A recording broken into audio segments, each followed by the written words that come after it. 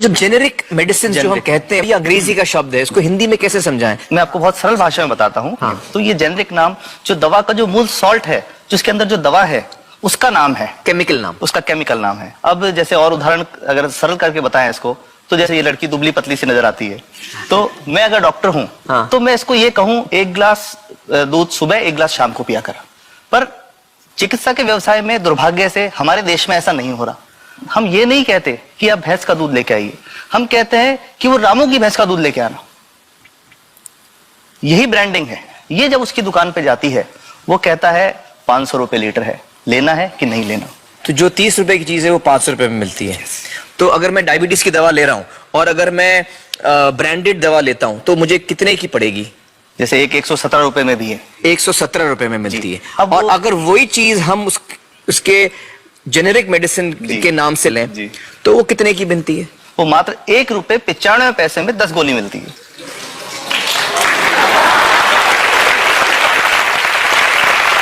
और दोनों गोलियों में कोई फर्क नहीं है किसी किस्म का? 100% समान, क्योंकि इसकी उत्पादन लागत ही इतनी है। उसका manufacturing, packaging, transport, retail margin, जो उसके मार्जिन जो हैं, जो हमारे ज्यादा वो सब मिला करके उतने की ही पड़ती है।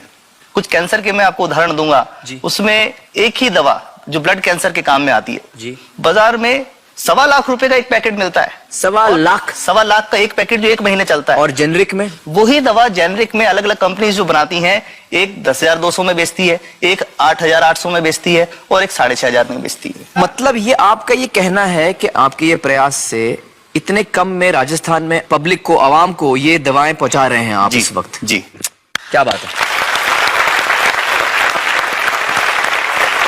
मेरा ये सवाल है कि डॉक्टर्स जो हैं वो हमारे पर्ची पर जी जेनेरिक नाम क्यों नहीं लिख के देते? क्यों लिखते हैं वो ब्रांडेड? जाने नहीं देंगे बाहर फिर? नहीं, सब जाने देंगे। जब एक नया मेडिकल प्रैक्टिशनर जब प्रैक्टिस शुरू करता है, तो उसके पास जो कंपनी के जो मेडिकल रिप्रेजेंटेटिव्स होते हैं, सेल्स बढ़ाने का उनका काम होता है, मार्केटिंग प्रिंसिपल के साथ सेल्स एजेंट होते हैं बेसिकली। फिर वो कहते हैं कि साहब आप हमारी जो दवा है यही लिखना, ये बहुत बेहतर दवा है, इससे मरीज ठीक होगा। और उनको डॉक्टर्स को लिखने के लिए उनको प्रेशराइज किया जाता है, उनको टेम्प्ट किया जाता है। तो ये इसमें बहुत बड़ा कारण है जो दवा की कीमत को उसकी वास्तविक कीमत से 5-10 गुना 20 गुना तक बढ़ा देता है। एक बहुत बड़ा कारण है, क्योंकि हमारे पास जब हम टेंडर करते हैं तो बहुत सारे कंपनी वाले आते हैं, जो भारत की जो सबसे बेहतर कंपनियां, जिसके भी नाम वो रेपुटेड कंपनियां जिनके नाम आप ले सकते हैं, वो सभी हमें वो उसको जो 70 रुपए की है उसको 2 रुपए में 5 रुपए में दे रही है, 30 रुपए की दवा 2 रुपए में दे रही है। इतना ज्यादा फर्क तो कंपनी तो दे सकती है और देना चाहती है, और हमें देती भी है इतनी कम दामों में, हमें दे रही है ना, ये संभव तो है। अच्छा, मैं आपको बताऊंगा कि भारत से हम लगभग 45,000 करोड़ रुपए की जेनरिक दवाइयां प्रतिवर्ष विदेशों को निर्यात करते हैं।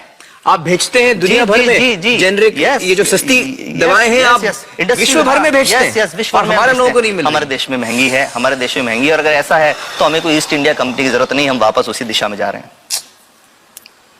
आपने जब ये शुरू किया तो आपको कोई रेजिस्टेंस फेस करना पड़ा राजस्थान में? देखिए, जो प्रयास हम कर रहे हैं ये बेसिकली धारा के विपरीत बहने का एक प्रयास है जी। काफी थ्रेट्स भी हैं, क्योंकि इसमें माफियाज भी हैं, ड्रग माफियाज जो ऑपरेट करते हैं। और हम हमेशा ये बात कहते हैं कि हम 100 साल से भी पुरानी शोषण की व्यवस्था को बदलना चाहते हैं, पर हमने हमेशा डॉक्टर्स को दोषी नहीं माना। जी। सारे डॉक्टर्स बुरे नहीं है। 50-60% तो जेन्युइनली वो चाहेंगे कि गरीबों को कम कीमत पे दवा मिल जाए, वो चाहेंगे। और आज भी ऐसे डॉक्टर्स हैं जो अपने घर से सैंपल्स ला करके अपने जेब से पैसे निकाल के मरीज का इलाज कराते हैं। ऐसे डॉक्टर्स आज भी हैं। बिल्कुल सही। तो मैं इनको एक उदाहरण भी बताता हूँ कि कैसे हमारे जो काम वाली थी, उसका बच्चा था छोटा, इंसिडेंटली हम कुछ समय छुट्टी मनाने कोई बाहर गए।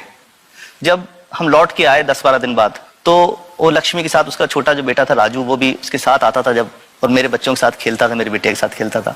तो वो लक्ष्मी अकेली आई, राजू नहीं आया। तो हमने पूछा कि क्या हुआ, तो उसने जो बात बताई कि साहब वो उसको, आप गए थे, उल्टी दस्त हो गया था।